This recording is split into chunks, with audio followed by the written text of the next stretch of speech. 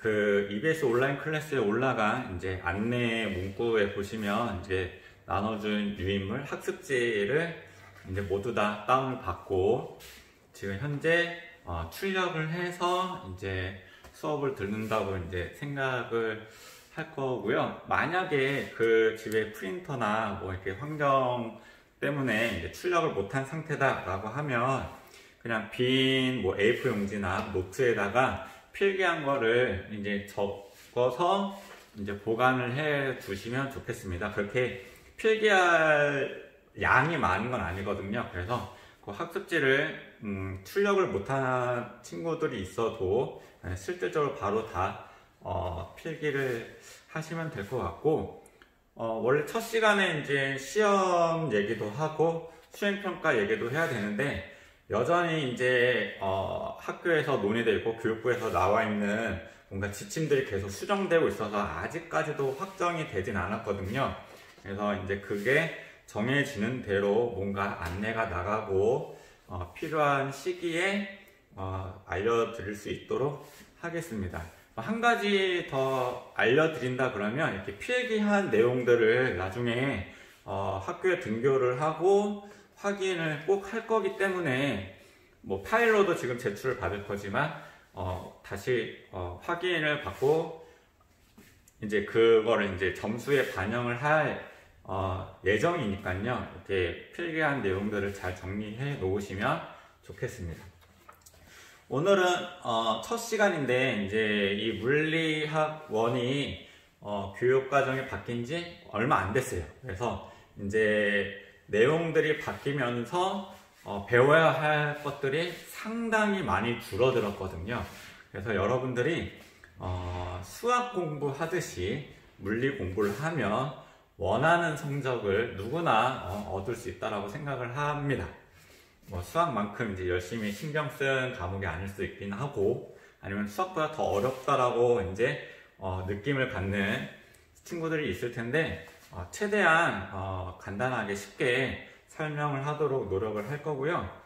여러분들이 이제 수업 내용을 잘 듣고 추가적으로 할 거는 문제를 조금 그래도 한두 문제집 같은 경우를 한 권 내지 두 권 정도는 처음부터 끝까지 풀어본다 그러면 정말로 여러분들이 원하는 정도의 수준까지 올라와서 물리를 그렇게 어렵게 생각하지 않게 될 것 같아요. 말이 좀 길어지긴 하지만 이제 오늘 첫 시간 간단하게 좀 빨리 좀 진행을 해 보도록 하겠습니다.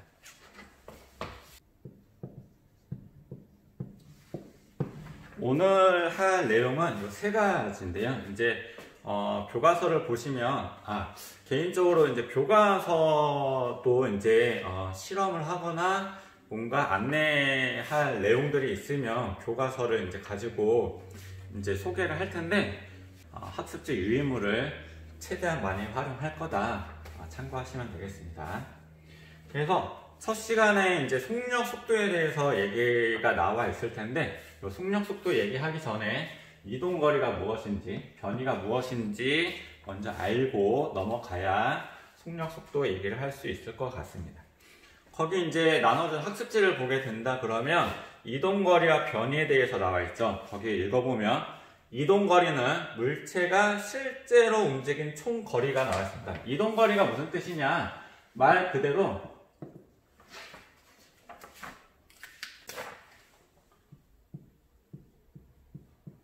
실제로 물체가 움직인 거리, 이동한 거리를 말 그대로 이동한 거리라고 합니다. 변이라고 하는 녀석은 거기 보면은 위치의 변화량이라고 하는데, 쉽게 말해서 위치 변화라고 생각하시면 되죠. 위치 변화. 계산하는 방법은 뭐 낮은 위치에서 처음 위치를 뺀 값으로 표현한다 라고 하는데, 이건 이따가 아래쪽에서 설명을 하도록 할게요. 거기 아래에 보면 예시가 하나 나와 있죠. 그래서 A 지점을 뭐 집이라고 하겠습니다. 보통 학생들이 집에서 학교까지 등교를 하잖아요. B라고 하는 거를 학교라고 할게요. 그래서 이제 3명의 학생이 있습니다. 그래서 저처럼 이렇게 우등생이라고 생각하시면 A에서 B까지 이동하는 학생이 있을 거예요. P 학생이라고 하겠습니다. 집에서 학교까지 그냥 앞만 보고 달려가는 학생이죠. 빨리 학교 가서 공부해야 돼 이렇게 생각하시는 학생이 있겠죠. P 학생.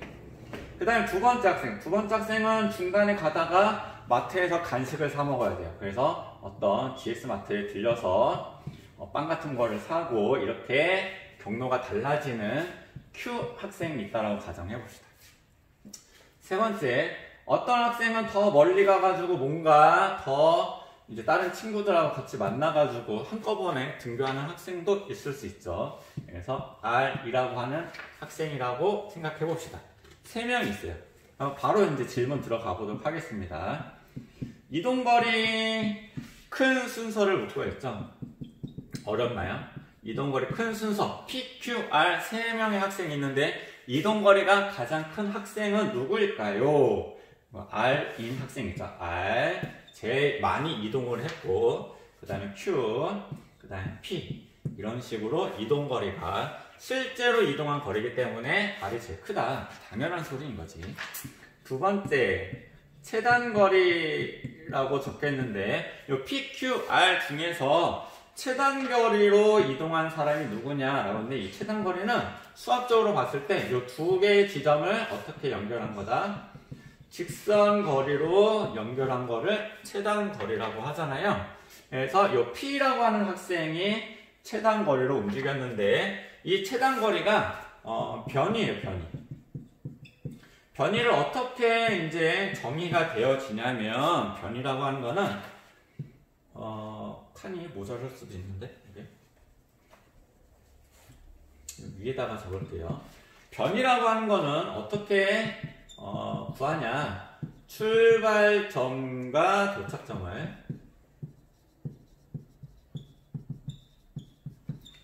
도착점을 직선으로 연결한 거리를 변이라고 합니다. 그 다음에 변이라고 하는 거는 크기도 있지만 얼마만큼 위치가 변화했느냐 크기도 있지만 방향도 이제 알려줘야 되거든요. 이런 걸 크기와 방향이 같이 들어있는 거를 벡터 물리량이라고 하는데 이거는 물리 2에서 다루도록 하겠습니다. 이 첫 시간만 뭔가 방향에 대해서 많이 얘기를 할 거고 그 다음부터는 물리 1에서는 직선 움직임만 다루기 때문에 방향의 요소가 크게 중요하진 않아요. 물리 2에서는 중요하겠지만 그래서 변이 같은 경우는 A 지점에서 출발 지점 B 지점에서 직선으로 연결한 이렇게 가는 게 변이다, 최단거리다 라는 거죠. P같이 움직이는 경우를 얘기하는 거죠. 세 번째 P, Q, R 이 3명의 학생의 변이는 어떻게 되느냐. 지금 P 학생은 변이가 이렇게 되는 것도 했잖아요. Q 학생의 변이는 어떻게 되느냐. Q 학생의 변이도 마찬가지 출발 지점이 A고 도착 지점이 B고 중간 과정은 중요하지 않습니다. 출발 지점에서 도착 지점을 직선으로 연결하고 A에서 B로 이동했다 방향을 표시하면 되겠죠. 그래서 Q의 변이도 요거가 되는 거죠.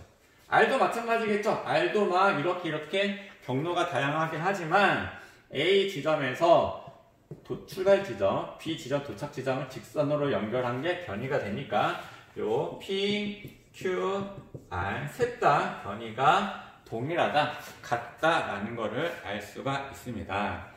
요 개념이 뭐 약간 생소하더라도 아래쪽에 있는 예제 문제를 풀면 간단하게 이해를 할 수 있을 거라고 생각을 합니다. 그럼 바로 아래쪽에 있는 예제를 가지고 숫자를 대입해서 한번 풀어보도록 할게요.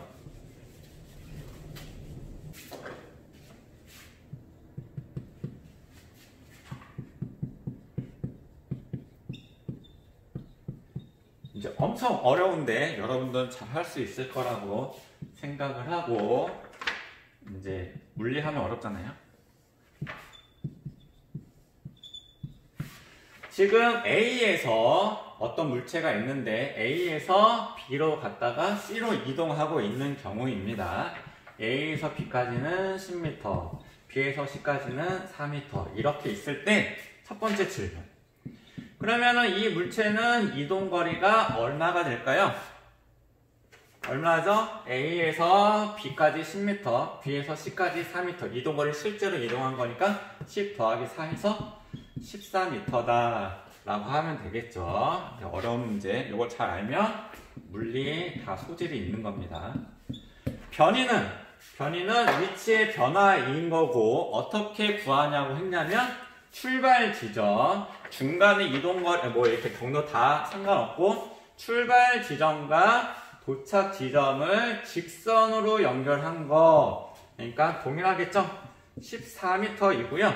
변이는 크기도 있지만 방향도 고려해야 된다고 했습니다. 그래서 100점 답안을 여기다가 방향까지 표기해서, 보통 저희는 이쪽 방향을 오른쪽으로 잠재적으로 구하고 있죠. 그래서 14m 오른쪽이다 이렇게 표기를 해야 완벽한 답변이 될 겁니다. 그렇게 어렵지 않죠? 두 번째 예제를 한번 볼게요. 두 번째.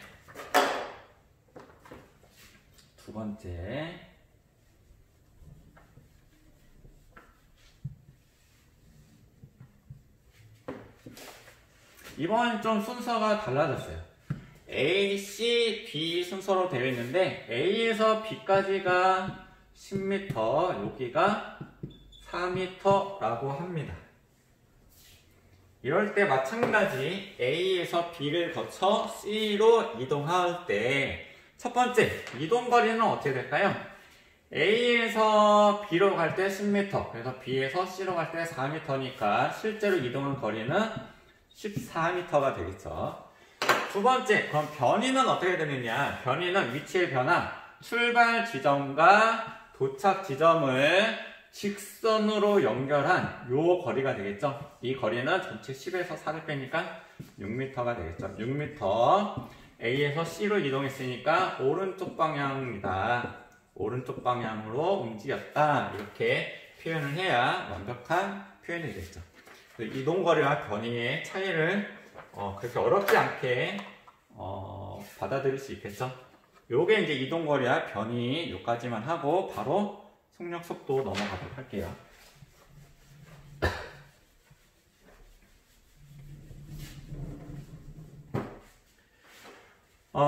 속력하고 속도 두 가지 용어가 있는데 뭐 일상생활에서는 그냥 동일한 개념으로 사용을 하지만 물리에서는 좀 약간 디테일하게 표현이 다를 수 있죠. 과학하시는 분들은 뭐 세밀하게 정하는 걸 좋아해가지고 속력 속도의 차이점에 대해서 알긴 하겠지만 물리원에서는 아까도 얘기했지만 1차 직선상의 움직임만 많이 다루기 때문에 요거를 나중에 가서는 뭐 이번 시간 이후에는 거의 동일한 개념으로 사용을 하겠지만 일상생활에서 속력 속도는 무엇을 얘기하는 걸까요? 속력 속도는 무엇을 측정하는 말인데 빠르기에 관한 얘기죠. 빠르기. 어떤 물체가 얼마나 빠르냐, 속도가 얼마야, 속력이 얼마야, 뭐 이렇게 얘기하는데 이 빠르기를 측정하는 방법은 두 가지가 있습니다. 어떠한 경우냐면 여러분들 100m 달리기 이런 거 많이 하죠. 출발선이 있습니다. A라고 하는 사람이 있고 B라고 하는 사람이 출발선에 있는데 100m 떨어진 지점이 있어요. 그래서 동시에 출발을 합니다. 총을 쏴서 빵 쏘면서 동시에 출발했더니만 누가 먼저 도착했냐면 예를 들어서 A가 먼저 도착했어요. 그러면은 A가 빠른 걸까요? B가 빠른 걸까요? 당연히 A가 빠르겠죠. 뭐 이런 식으로 거리가 정해졌을 때 누가 먼저 도착하느냐에 따라서 빠르기를 정하는 경우가 있고, 두 번째 이런 경우도 있죠. 마찬가지 A라고 하는 사람과 B라고 하는 사람이 달리기를 하는데 출발 지점에서 동시에 출발을 했습니다. 그래서 A라고 하는 사람은 이만큼 하고 B라고 하는 사람이 요만큼 같은 시간 동안 움직였는데 A는 요까지 하고 B는 요까지 왔어요. 그러면 누가 더 빠른 거죠? B가 더 빠른 거죠. 둘 다 빠르기를 측정하는 건데 차이점이 있습니다. 어떤 차이점이 있을까요? 첫 번째 경우는 요 거리가 기준이 되는 거고요. 두 번째 경우는 시간이 기준으로 삼은 거예요. 그래서 이제 물리에서는 이 두 가지 중에서 요 시간을 기준으로 삼는 걸 가지고 빠르기를 얘기하더라 라는 거죠. 그거를 좀 약간 염두에 두시면 될 것 같습니다. 시간이 기준이 된다. 그래서 이제 아래쪽에 이제 보면 속력에 대해서 얘기하는데, 속력의 정의 아마 중학교 때 잘 배웠을 거라고 생각을 하는데요. 이 속력의 정의는 방금 시간이 기준이라고 얘기했잖아요. 그래서 시간, 단위 시간 동안, 보통 단위 시간, 기준이 되는 시간을 단위 시간이라고 하고, 물리에서는 1초라고 보통 다루죠. 1초 동안 물체가 얼마만큼 이동했느냐, 1초 동안의 이동 거리를 속력이라고 합니다. 요게 정의예요. 그런데 요거를 이렇게 쓰면 좀 그러니까 수학적으로 이제 표현을 하는 게 여러분들 중학교 때 다뤘던 내용입니다. 그래서 속력, 벨로시티에서 이제 앞으로 V라고 이제 속력을 막 쓰는 게 이제 시간이 걸리고 힘드니까 보통 기호 V로 보통 표현을 하죠. V는 속력은 여러분들이 많이 중학교 때 다뤘을 텐데, 초등학교 때 분수에 대해서 표현하는 거를 잘 기억에 남지 않는지 모르겠지만, 분수라고 하는 녀석은 어떤 기준을 정해서 기준량분에 그때 비교할 양을 가지고 분수 표현을 한다는 거죠. 무슨 소리냐? 지금 속력을 할 때 이 1초라고 하는 녀석이 물체를 이동했을 때 정하는 기준이 된다는 소리예요. 기준량. 1초라고 하는 녀석 기준량이면 이 1초 동안 물체가 얼마만큼 이동했느냐, 많이 이동했느냐, 적게 이동했느냐, 이 이동거리를 비교하겠다라는 거죠. 비교량. 그래서 이 정의를 수학적으로 바꾼다 그러면 어떻게 바꾸냐, 기준량분의 비교량, 이렇게 표현을 할 수가 있고, 이때 기준량이라고 하는 건 1초, 시간을 얘기하는 거죠. 시간분의 비교량, 이동거리를 얘기하는 거죠. 이동거리. 그래서 시간분의 이동거리가 무엇이다? 속력. 그래서 여러분들이 중학교 때 거속시 막 이렇게 얘기했을 텐데, 왜 그게 나왔느냐? 정의 자체가 이래요. 속력의 정의 자체가 1초 동안의 이동거리인데, 이거를 단순히 수학적인 표현으로 바꾸면 여러분들 잘 알고 있는 시간분의 이동거리가 속력이 된더라 하는 거죠. 이 시간이라고 하는 녀석은 기호로 t, 타임 쓰는 거고, 이동거리는 보통 s 또는 r 또는 l 여러 가지 쓰긴 하지만 t분의 s로 표현을 하도록 할게요. 요게 기호고요. 단위가 있죠. 이동거리의 단위는 뭐 센티미터, 미터, 킬로미터 여러 가지가 있긴 하지만 물리에서는 보통 미터를 많이 쓰고, 요 시간의 단위는 세크 1초잖아요. 이렇게 쓰는데 요거를 약간 기울여서 이쁘게 미터 퍼 세크, 요게 단위로 이렇게 쓰죠. 단위는 물리에서 상당히 중요한데, 보통 뭐 시험을 볼 때 서술형 문제에서 단위를 빼먹었네, 잘못 표기했네 해가지고는 요걸 안 쓰면 이제 감점 요인 대상이 되는데, 일단은 숫자로만 잘 표현을 하고, 문제에서는 요게 다 주어질 거고요. 만약 시험 볼 때 단위에 대해서는 따로 언급을 해서 안내를 하도록 하겠습니다. 요까지가 이제 속력에 대한 개념이었고, 속도도 마찬가지입니다. 속도는 위에다가 좀 쓸게요.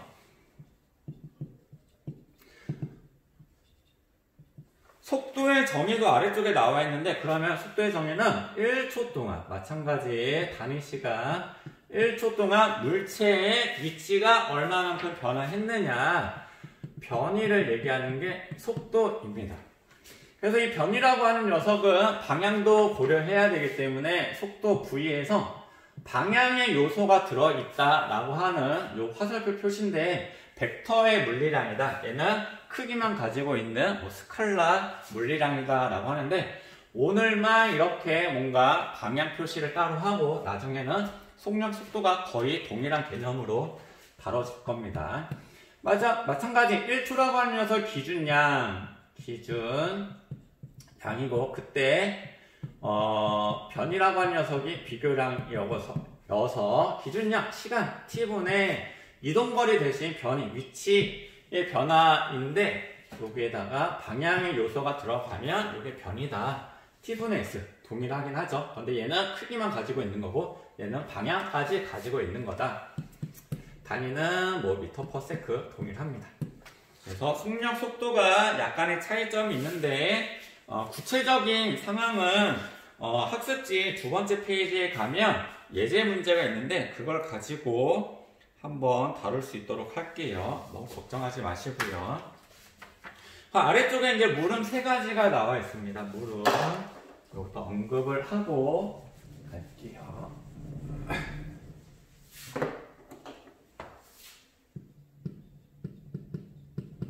첫 번째 보면 5초 동안 15m를 이동한 속력은 이렇게 물어보고 있잖아요. 그러면 속력이라고 한 녀석의 정의가 뭐냐면 1초 동안 얼마만큼 이동했느냐, 이동한 거리가 속력이라고 했었던 거죠. 5초 동안 15m를 이동했으니까 1초 동안에는 몇 미터 이동할까요? 3m 이동하겠죠. 1초 동안 3m 이동한 게 속력이에요. 그런데 이렇게 표현하면 쓰기에도 시간이 걸리고 바라보는 것도 어렵잖아요. 그러니까 요거를 수학적으로 표현한 게 5초 동안 15m 이동한 거 계산하면 3m/s 이렇게 표현한 거죠. 그래서 여러분들이 잘 알고 있는 거속식 그 공식을 가지고 계산을 바로 하시면 됩니다. 그러면 요 3m/s가 가지는 의미가 뭐냐? 여기에 1이라고 하는 숫자가 항상 생략되어 있는 거죠. 그래서 1초 동안 3m씩 일정하게 꾸준하게 일정하게 이동했다라는 거를 얘기를 하는 거죠. 1초 동안 어떤 속력이 약간 변할 수 있긴 하지만 요거 자체가 의미하는 건 1초 동안 3m씩 일정하게 이동한 거, 평균 속력 개념인데 이따 뒤에서 얘기하도록 하겠습니다. 물음 세 번째 5m/s랑 -7m/s로 움직이는 물체가 있다. 둘 중에 누가 더 빠를까 이렇게 물어보는 거죠. 얘가 빠르다고 표현할까요? 얘가 빠르다고 할까요? 정답은 이 친구가 빠른 겁니다. 이 5m/s는 오른쪽 방향으로 1초에 5m씩 이동하는 거고, 얘는 이 마이너스의 의미가 뭘까요? 얘는 방향을 뜻하는 거거든요. 방향. 물리에서 이 마이너스라고 하는 건 상당히 중요한데 어쩔 때는 숫자처럼 사용되기도 하고 어쩔 때는 방향을 의미하는 게 있고 어쩔 때는 증가 감소 때때로 막 의미가 바뀌거든요. 요거를 이제 좀 헷갈려하는 친구들 많은데 그걸 좀 잘 파악하고 있어야 됩니다. 이 친구는 왼쪽 방향으로 1초에 7m씩 움직이는 거니까 속도의 크기, 누가 더 빠른지만 따지게 된다 그러면 이 친구가 더 빠르다라고 판단하시면 되고, 여기서 중요한 거는 이 마이너스가 방향을 뜻하는구나. 플러스가 생략되어 있는 거죠. 플러스는 오른쪽, 마이너스는 왼쪽. 우리가 의미대로 정해져 있는 거죠. 얘를 왼쪽으로 하면 얘는 반대 방향이 되는 거고, 그거는 나중에 또 말할 기회가 있으면 해보도록 할게요.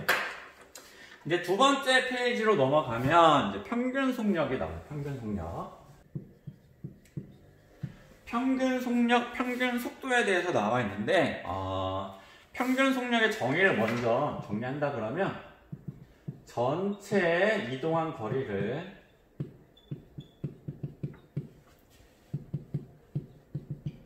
나누기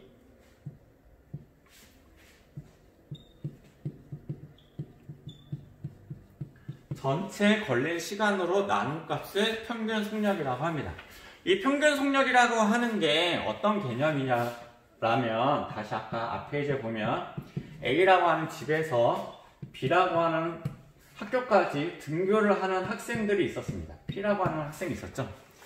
직선으로 움직이긴 하지만 여기서 출발할 때는 뭔가 이제 힘이 없어가지고 졸려가지고 속력이 느리다가 정신 차려야지 하면서 좀 빠르게 걷다가 여기에서 이제 종칠 것 같으니까 뛰어가는 매 순간 속력이 다르다는 거죠. 그래서 이제 학교의 물리 선생님이 이 P 학생한테 물어보죠. 너는 집에서 학교까지 등교할 때 얼마만큼의 속력으로 왔어? 보통 이렇게 선생님들이 아침 조회 시간에 물어보잖아요.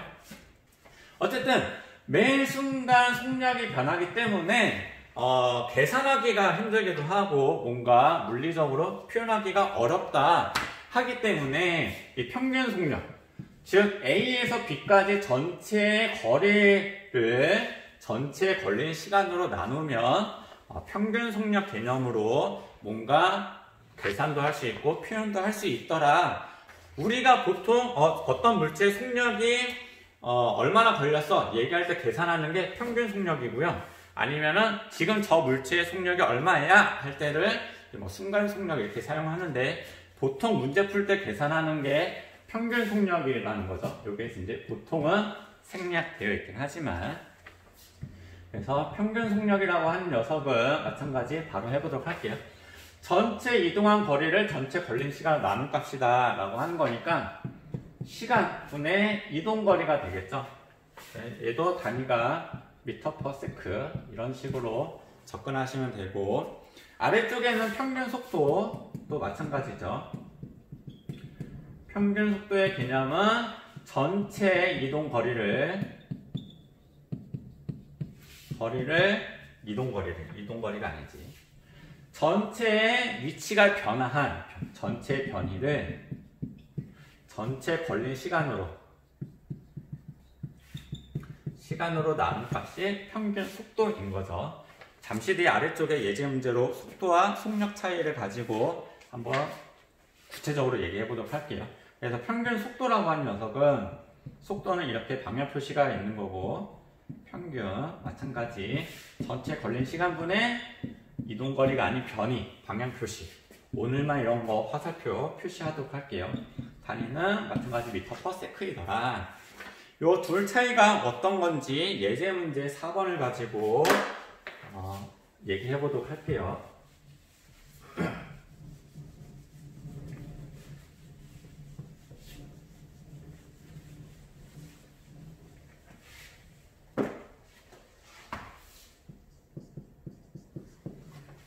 지금 예제 4번 보게 되면 물체가 10초 동안 움직인다라고 하고 있고, 마찬가지 A에서 B로 가서 C로 이동하게 되는 거고, A 지점, 여기가 C 지점, 여기가 B 지점.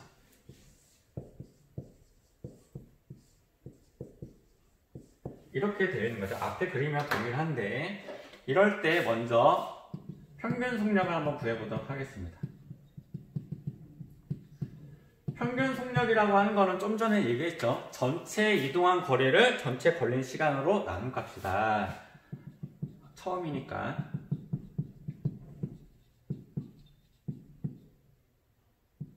이렇게 표현할게요. 그러면 전체 이동한 거리 얼마죠? 10초 동안 A, B, C로 이동했으니까 A에서 B까지 가는데 10m, B에서 C까지 오는데 4m니까 전체 이동한 거리는 14m가 되겠죠. 그때 걸린 시간이 문제에서 주어졌죠. 10초 동안. 10초 쓰게 된다 그러면 평균 속력이라고 하는 것은 1.4m/s가 되겠죠. 엄청 간단하죠? 네, 이런 것만 잘 하시면 되겠습니다. 이때 평균 속력의 의미는 여기 생략되어 있는 거죠. 그래서 1초 동안 1.4m씩 일정하게 이동하고 있다라는 거를 의미하는 거죠. 실질적으로는 속력이 막 달라질 수가 있는데 그냥 물리적으로 계산했을 때 평균값으로 그냥 저 구간에서 C까지는 1초 동안 1.4m씩 이동하고 있는 거야, 이렇게 의미를 갖는다라는 거죠. 두 번째, 평균 속도라고 하는 거는 전체 시간분의 전체 변이가 되겠죠. 전체 시간은 동일하게 A에서 B를 거쳐서 C로 갈 때 10초 걸렸다고 하고, 그럼 변이는 얼마만큼 변했을까요? 아까 변이는 어떻게 구하느냐? 출발 지점, 이렇게 쓸까요? 출발 지점 A에서 도착 지점 C까지 직선으로 연결한 요게 변이가 되는 거죠. 이때 거리가 얼마냐? 6m. 그러니까 변이 값은 6m가 되는 거고, 계산하면 0.6m/s가 되는 거죠. 여기서 좀 더 정확하게 한다 그러면 변이라는 것, 속도라고 하는 녀석 방향의 요소를 가지고 있기 때문에 오른쪽으로 이동했다 라고까지 표현을 해야 완벽한 답변이 되겠죠. 그래서 동일하게 움직인 건데 평균 속력은 이렇게 값이 나오고 평균 속도는 이렇게 나와 있는 거죠. 그래서 이동거리의 개념과 변이의 개념에 따라서 약간의 결과가 달라지더라. 생활에서는 속력, 속도를 동일하게 쓰지만 물리에서는 약간의 개념이 차이가 있다 생각하시면 되겠습니다. 아래쪽에 있는 그래프, 평균 속력과 순간 속력에 대해서 얘기를 하고 오늘은 마치도록 할게요.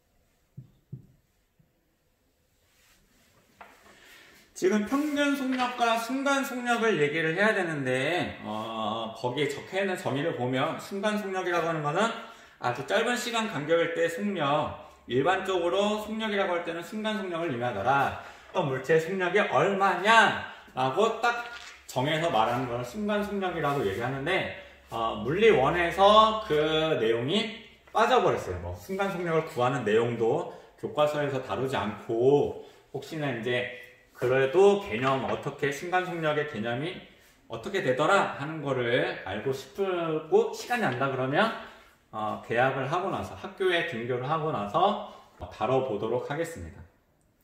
오늘은 이제 마지막으로 평균 속력 요 구한 걸 그래프를 가지고 문제 접근하는 것만 보고 마치도록 할게요.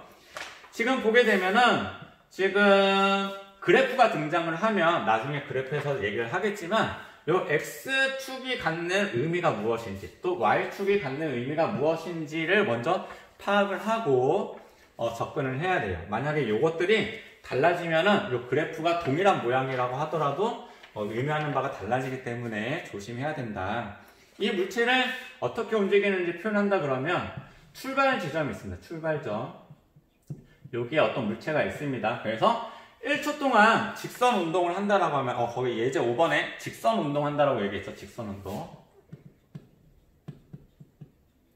오른쪽 방향으로 움직인다고 한번 해보겠습니다. 그래서 1초 동안 움직였어요. 1초 동안. 1초 동안 갔을 때 몇 미터 이동했냐면 15m 이동한 거죠. 1초 동안 15m 이동한 거죠. 그 다음 또 시간이 지나서 1초 동안 다시 움직였더니만 총 2초 움직인 거죠. 그러면 출발 지점에서부터 얼마 떨어져 있는 지점이냐면 40m 이동한 거죠. 이 구간에서는 25m를 이동한 걸 알 수가 있죠. 이럴 때 1번 질문부터 바로 보겠습니다. 0에서부터 1초 사이의 평균 속력은 이 구간에서의 평균 속력을 구하여라. 한 번만 다시 한번 자세히 적어보도록 할게요. 평균 속력은 전체 걸린 시간분의 전체 이동거리가 되는 거죠.